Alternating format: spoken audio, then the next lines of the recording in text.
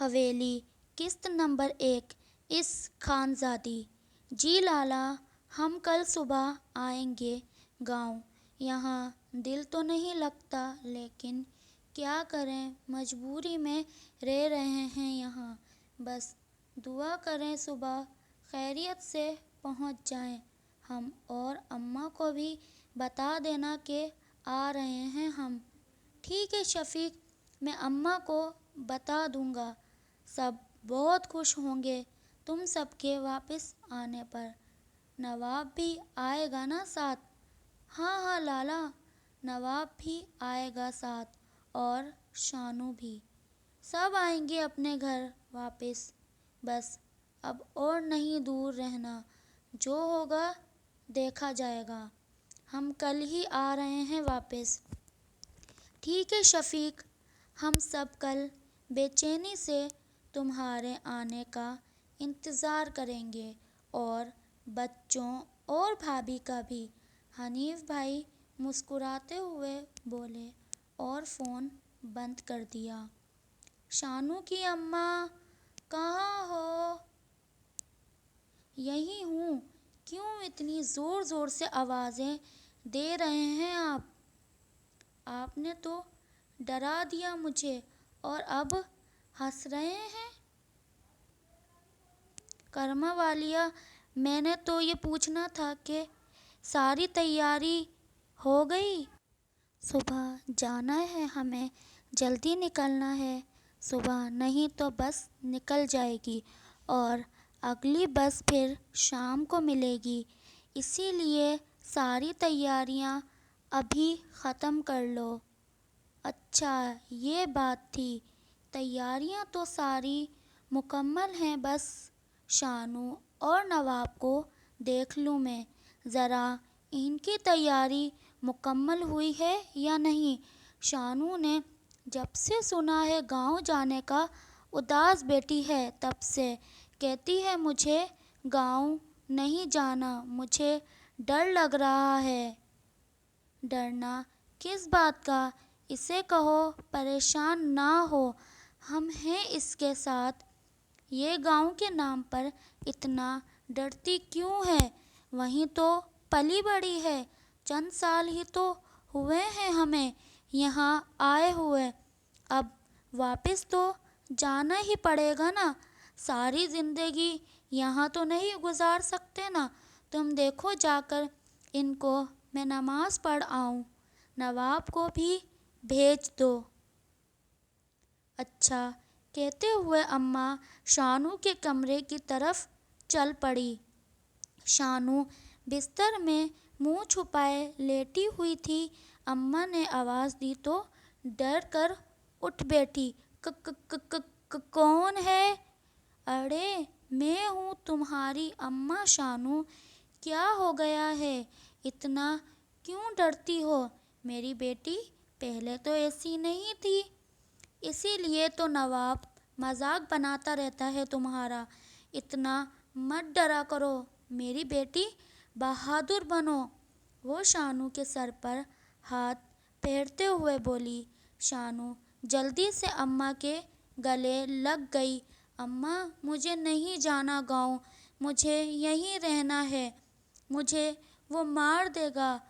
آپ لوگ سمجھتے کیوں نہیں؟ وہ مجھے اپنے پاس بلاتا ہے، اگر میں یہاں سے گئی تو وہاں بھی آ جائے گا میرے پیچھے، مجھے مارنے کے لیے۔ شانو کون مار دے گا تجھے، اور کون بلاتا ہے تجھے اپنے پاس؟ نہ ڈرو، ہم ہیں تمہارے ساتھ، وہ بس تمہارا وہم ہے اور کچھ نہیں۔ اس بات کو سمجھو میری بچی، یہ سب وہم ہے اور کچھ نہیں ہے۔ نہیں اماں، یہ سب وہم نہیں ہے، وہ مجھے روز نظر آتا ہے، خواب میں اس کا چہرہ نہیں دیکھ پاتی میں، لیکن اس کی آواز مجھے کچھ سنی سنی لگتی ہے، لیکن یاد نہیں آتی وہ آواز کس کی ہے۔ میں اسی ڈر سے سو نہیں پاتی کہ اگر سوئی تو پھر سے اس کی آوازیں میرے کانوں میں گونجنے لگ پڑتی ہیں۔ وہ مجھے مار ڈالے گا، کہتا ہے میں بس اس کی ہوں، کسی اور کے بارے میں سوچا تو مار دے گا مجھے۔ اماں آپ لوگ چلے جائیں، مجھے یہیں رہنے دیں، اگر میں یہاں سے گئی تو وہ مجھے نہیں چھوڑے گا، آپ لوگ سمجھنے کی کوشش کریں۔ شانو پاگلوں کی طرح اماں کے سینے میں سر چھپائے روتے ہوئے ڈرتے ہوئے بول رہی تھی۔ نہیں شانو، وہ جو کوئی بھی ہے تمہارا کچھ نہیں بگاڑ سکے گا، ہم سب ہیں نا تمہارے ساتھ، اور سب سے بڑھ کر اللہ تمہارے ساتھ ہے، تمہیں ڈرنے کی کوئی ضرورت نہیں ہے۔ چلو اب اٹھ کر وضو کرو، نماز پڑھو، میں ذرا نواب کو دیکھ لوں، اس کو مسجد بھیج کر آتی ہوں میں۔ شانو کے سر پر ہاتھ پھیرتے ہوئے وہ کمرے سے باہر نکل گئی۔ نواب اٹھ جا، چھوڑ دے اس فون کی جان، تیرے ابا کب سے مسجد چلے گئے ہیں، کہہ رہے ہیں تجھے بھی بھیج دوں، اپنے آپ تو توفیق ہونی نہیں تجھے کہ کہے بغیر چلا جائے، جا مسجد، تیرے ابا انتظار کر رہے ہوں گے تیرا۔ اچھا اماں جاتا ہوں، بس یہ گیم ختم کر لوں، آگ لگے تیرے فون کو، جس نے ماں باپ کا نافرمان بنا دیا ہے تجھے۔ وہ تب گئی، کوئی شرم ہی نہیں رہ گئی تجھ میں کہ باپ انتظار کر رہا ہے مسجد میں، اور سب سے بڑھ کر اللہ کا پیغام آیا نماز کا، اور تجھے گیم کھیلنے کی پڑی ہے۔ کچھ تو خدا کا خوف کرو، چھوڑ دو اس گیم کو، قبر میں اس گیم نے نہیں بچانا تجھے، نماز نے بچانا ہے۔ اپنے اعمال درست کر لو اس سے پہلے کہ دیر ہو جائے، جاؤ مسجد اور آ کر اپنا سامان پیک کرو، صبح جلدی نکلنا ہے ہمیں گاؤں کے لیے۔ جی اماں چلتا ہوں۔ نواب فون رکھ کر جلدی سے باہر نکل گیا اور وہ بھی نماز کی تیاری میں لگ گئی۔ ان کی عادت تھی نماز کی، دونوں میاں بیوی خود بھی 5 وقت کی نماز پڑھتے تھے اور بچے بھی۔ نماز پڑھ کر سب سونے چلے گئے۔ نواب نے اپنی پیکنگ کر لی کیونکہ اماں نے سختی سے کہا تھا کہ رات کو ہی پیکنگ کر کے سوئے۔ شانو بھی اپنی پیکنگ کر چکی تھی نہ چاہتے ہوئے بھی، اور سونے کے لیے لیٹ گئی۔ خود کو ایک انجانی سی جگہ دیکھتی ہے اور ایک شخص اس کی طرف بڑھ رہا ہے، جسے دیکھتے ہی شانو بھاگنے لگ پڑتی ہے۔ بھاگتے بھاگتے وہ تھک جاتی ہے، لیکن راستہ ختم ہی نہیں ہوتا، وہ شخص اب بھی شانو کے پیچھے ہی آ رہا ہوتا ہے۔ اس کی ہنسی کی آوازیں فضا میں گونج رہی ہوتی ہیں۔ شانو بھاگتی چلی جاتی ہے کہ اچانک اس شخص سے ٹکرا کر گر جاتی ہے اور شانو کی آنکھ کھل جاتی ہے۔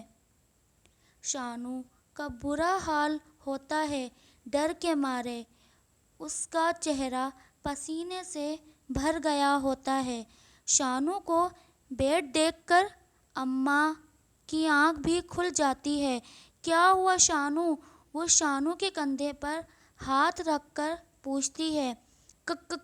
کچھ نہیں اماں، بس مجھے پیاس لگی تھی، پانی پی کر سونے لگی ہوں۔ شانو بہانہ کاٹ دیتی ہے اور جلدی سے اٹھ کر پانی پی کر واپس آ کر لیٹ جاتی ہے۔ جانتی ہے اگر اماں کو بتایا تو وہ پریشان ہو جائیں گی، یہ تو معمول کی بات تھی۔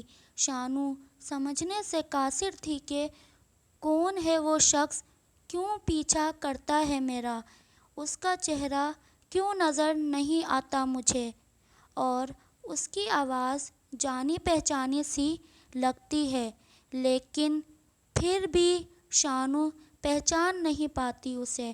ساری رات شانو نے جاگ کر گزاری۔ اس کے ساتھ اکثر ہی ایسا ہوتا رہتا تھا۔ ڈر کے مارے ساری رات جاگتی رہتی تھی شانو۔ فجر کی اذان کی آواز آئی تو شانو اور اماں نماز پڑھنے کی تیاری میں لگ گئے۔ نواب اور ابا بھی مسجد کی طرف چل پڑے۔ نماز پڑھ کر اماں اور شانو دونوں ناشتہ بنانے میں مصروف ہو گئیں۔ جیسے ہی وہ دونوں نماز پڑھ کر گھر آئے، سب نے مل کر ناشتہ کیا اور تیار ہو کر گاؤں کے لیے روانہ ہو گئے۔